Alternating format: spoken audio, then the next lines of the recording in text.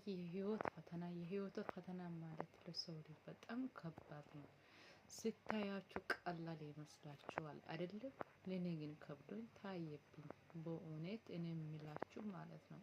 ብዙ የህይወት ፈተና አሳልፌያለሁ። ምንድነው ብትሉት ብዙ ለሚዲያም ባላወራም ራሱ ማለት ነው ብዙ ጥያቄዎችን አለፍኩት። ብዙ ፈተናዎችን አለፍኩት። እንዴት ነው ይሄ ነገር ብዬ በውስጤ ጥያቄዎቹ ቢያንስ ማለት ነው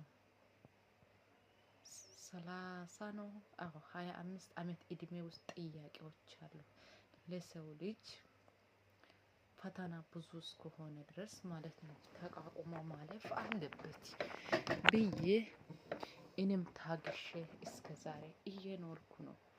የኔን ያለፍኩት ፈተና ሰው ብዙ ቢያልፍ ማለት ነው በህይወት ላይኖር አይችልም። እኔ ግን ችዬ ዛሬ በነገ ይሻላል፣ ከነገ ወዲያ ከነገ ወዲያ ይሻላል፣ ከነገ ወዲያ ሮብ ይሻላል፣ እሁድ ከውስጥ ቅዳሜ ይሻላል፣ ከቅዳሜ ሰኞ ይሻላል፣ ከሰኞ ማክሰኞ ይሻላል እያልኩ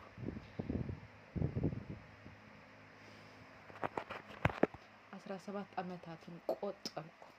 ደከምኩ፣ ሰለቸኝ፣ ሚያግዘኝ ወገን አጣው። ደከመኝ። ማናለኝ ሁሉም ለኔ የሚያለኝ ብዬ እግዚአብሔርን እየተመካው አረ የዋይ ለካ ፈጣሪም ያዳላል እንዴ ብዬ በውስጤ ጥያቄን አቀረብኩ። አረ እንደው እንዴት ነው ይሄ ምንድነው ምን ይሻላል የሚለው ነገር ይዤ በእንባ ፈጣሪን ጠየቅኩት። ሲጠይቀው ምን አለኝ? ታግሺ እያለኝ ነው። ታግሻለሁ። እስቲ 17 አመት ሁሉ ታገስኩ። 17 ቀን ሳይሆን 17 ሳምንት ሳይሆን 17 ወር ሳይሆን 17 አመት ሁሉ ታገስኩ። ብዙ ቁልቁለቶችን አለፍኩ። ብዙ ስቃይን አሳለፍኩ። ያልተባልኩት የለም። ሰው የማያልፍበት ድልድይ እያለፍኩ ነው።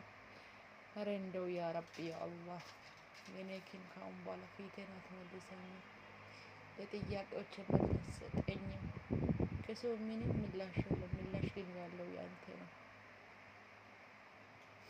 ወገን ላይረዳው ይችላል። የተወለደ ልጅ ላይረዳው ይችላል። እህት ወንድም ላይረዳ ይችላል። እናት ላይረዳ ትችላለች። ሩቅ ቅርብ ዘመድ ላይረዳው ይችላል። ግን አንተ ልትረዳ ትችላለህ። ያ ረቢ ያ አላህ ፊቴን ወደ አንተ አንስቼ 27 አመት ሁሉ ይሄ የጥያቄ መልስ የሚመለሰው መቼ? ከአገር አገር ተሸጋገርኩ። ከአገር አገር ዘርኩት። ዳገትን ቁልቁለትን ወጣው። አንገትን ደፍቼ ነው እስከ ዛሬ። ከኔ ታናሾችን ፊቴ ላይ ተፉኝ። ከኔ ታላቆችን ፊቴ ላይ ተፉኝ። ግራ ገባኝ። መቋቋም አቃተኝ። ወይላህ ያ ረብ ጥያቄ እኮ ባንተ እኮ ብዙ ያቀረብኩበት መልስ ያላገኘበት ብዙ ነገሮች እኮ አለ። ያ ረቢ ያ አላህ ከማጣት የተነሳ የወለድኩበትን አባቴን አልቀበርኩም። ቁስሉን ተሸክሜ እየዞርኩ ነው በሰው ሀገር። ያ ረቢ ያ አላህ ለኔ ብሎ መስዋዕት የሆነበትን አባቴን እኮ ከውስጤ የማይለቅ አልቅሼ ማውጣት አቃተኝ። ያ ረቢ ያ አላህ የሚያወራ ሰው ጠፋኝ። የሚያወራ ወገን ጠፋኝ። ብቸኝነትን በዛኝ። ያ ረቢ ያ አላህ እንዲህ ወገን የለኝ። አጠገቤ አንድ ሰው የለኝ። ብቸኛና ብቸኛ ጥያቄዎችን የሚያቀርብበት እኮ ለአንተ ብቻ እኮ ነው። ያ ረቢ ያ አላህ ደክሞኛል። ከላይ ድካም አታነሳም። ያ ረቢ ያ አላህ እስከ መቼ እንደዚህ ይኖራለሁ? ያ ረቢ ያ አላህ መልስ ካንተ እኮ እየጠበቅኩ ነው። ከሰው የደበቁት ጥያቄዎች ብዙ ነገር እኮ ለአንተ ግልጽ የሆነ ነገር እኮ አለ። ድካምን በዛኝ። ንቀትን በዛኝ። በዓይኔ ላንተ የተተፋበትን ቀን አሳለፍኩት። የተናኩበትን ቀን አሳለፍኩት። ሰው በሳቀበትን ቀን አሳለፍኩት። መንገድ መውጣት ያቃተኝን ቀን አሳለፍኩት። ያላለፍኩበት ዳገት የለም፣ ያላለፍኩበት ቁልቁለት የለም። ያ ረቢ ያ አላህ እየደከመኝ እኮ ነው። ከሰው አንስቼ ሁሌም ፊትን ለአንተ አይደለም የሚያሳየኝ፣ የውስጥን ነገር የምታውቀው አንተ አይደለ ያ ረቢ ያ አላህ። እኔ እየደከመኝ ነው፣ ድካሜን ከላይ አንሳልኝ ያ ረቢ ያ አላህ።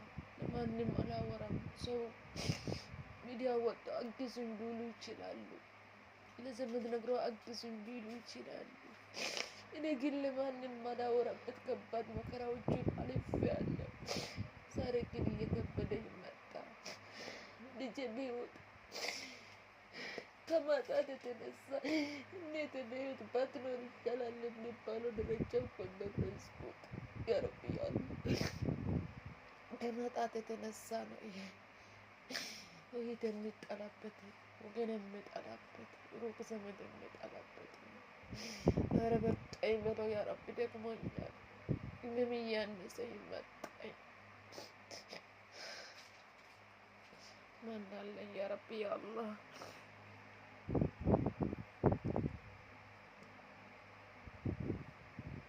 ያ ረቢ ያ አላህ እንባዬን ለምን አታብስም ያ አላህ። እየከበደኝ እኮ ነው። የሚያላልፍበት ብዙ ፈተናዎችን አለፍኩ። አሁን ግን እያቃተኝ መጣኝ።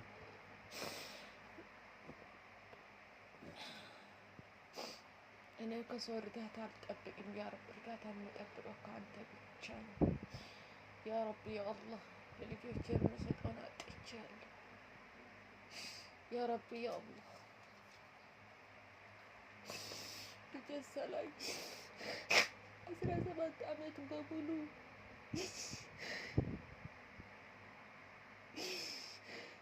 እሱ ወንዱ አይደለም እናት ሞት ባትኖር ይሻላል የሚለው እንትን ቀን የኔን ፍቅር አላየበትም። በአቅም በላይ ለፍቼ ቢያግዝም የእናትነትን ፍቅር አላየበትም። በእግር ብርቅቅ እየሄደ የተውኩት ልጅ ጎረምሳ ሆኖ አሁን አልሐምዱሊላህ ትዳር ደረጃ ደረሰብኝ። ይህ ሁሉ ያ ረቢ ያ አላህ በማጣት የተነሳ የልጄ ናፍቆት እየበገኝ፣ የሚያወራ ሰው እየጠፋብኝ፣ ሁሌ አንተ አይደለም ያቀርብልኝ። ለምንድን ነው መልስ ማሰጥልኝ ያ ረቢ ያ አላህ? እኔ መልስ እኮ ከአንተ እጠብቃለሁ እኮ ያ ረቢ ያ አላህ። ከብዶኛል እኮ ያ ረቢ ያ አላህ። የህይወት ፈተና እየበዛኝ መጣ። በዚህ ሲል በዚህ፣ በዚህ ሲል በዚህ፣ በዚህ ሲል በዚህ የሚያወራ ሰው ግራ ገባኝ ያ ረቢ ያ አላህ። የሚያወራ እኮ ለአንተ ነው። ምላሹን መልስልኝ ያ ረቢ ያ አላህ። ሰው ጥሩ አፍ ይዞ፣ ጥሩ ፊት ይዞ፣ ጥሩ ንግግር አድርጎ ህይወቱ ሊያሳልፍ ይችላል። እኔ ጥሩ ንግግር መናገር አልችልም። ጥሩ አፍ የለኝም፣ ጥሩ ዘመድ የለኝም፣ ጥሩ ወገን የለኝም።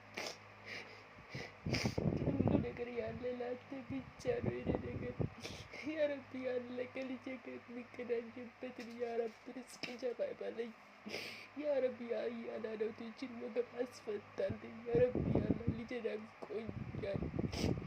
በእግር በብርቅቅ እየሄደ የተውኩት ልጄ አሁን ጎረምሳ ሆኖኝ የኔም ፍቅር እያወቀኝ አይደለም። ከዚህ በላይ ልጄ መራቅ አልፈልግም ያ ረቢ ያ አላህ። ያ ረቢ ያላሰብኩበትን ሰው ያ ረቢ አስነሳልኝ ያ ረቢ። ልጅ ናፍቆኛል፣ አልቻልኩም። ከዚህ በላይ ከልጄ መራቅ አልፈልግም ያ ረቢ። ልጅ ሰጣኝ አምላክ ያ ረቢ ያ አላህ። ያ ረቢ ርዝቅ ስጠኝ ያ ረቢ ያ አላህ። ያ ረቢ ያ አላህ ቅን ልቦና ያለ ሰው አስነሳ ያ ረቢ ያ አላህ። ይሄ ሚዲያ ያየ ሰው ሁሉ በቅን ልቦና በልጇ ላይ ትገናኝ፣ የልጇን ናፍቆት ትወጣ ብሎ ቅን ልቦና እንዲኖራቸው ያ ረብ አንተ አስነሳልኝ። አንተ ካነሳ እኮ ምድረ ባዳ ይለመልማል አይደለ? ዱዳ ያናግራል አይደለ? ደንቆሮ ታሰማል አይደለ? ያ ረብ እኔ በህይወት ያኖርከኝ ባለ ምክንያት አይደለም። يا ربي يا الله ለልጆቼ ለሚተርፍ አድርግልኝ ያ ረቢ። በቃኝ ድካምሽን በቃኝ በሎኛ ያ ረቢ። የራሴ የሆነ ያ ረቢ የሆነ መጠለያ ስጠኝ ያ ረቢ። ያ ረቢ የልጄ ጋር አገናኝ። እናቴ ቢወጥ እያለች የሚያገኝበትን ርዝቅ ስጠኝ ያ ረቢ ያ አላህ። መዲናትቼ እናቴ ቢወጥ እያለች ያ ረቢ አገናኝ ያ አላህ። ያ ረቢ አገናኝ። ደግሞኛል ያ ረቢ ያ አላህ። ስግደት ሀገር ገብቶኛል። ይህም እየተያዘኝ አይደል አንጀ ባዶ ነው። አምስት ሳንቲም የለኝ። እኔ ደክሞኛል። ፊቴን የሚያሳየው እኮ ለአንተ ብቻ ነው ያ ረቢ። ደክሞኛል ያ ረቢ ያ አላህ።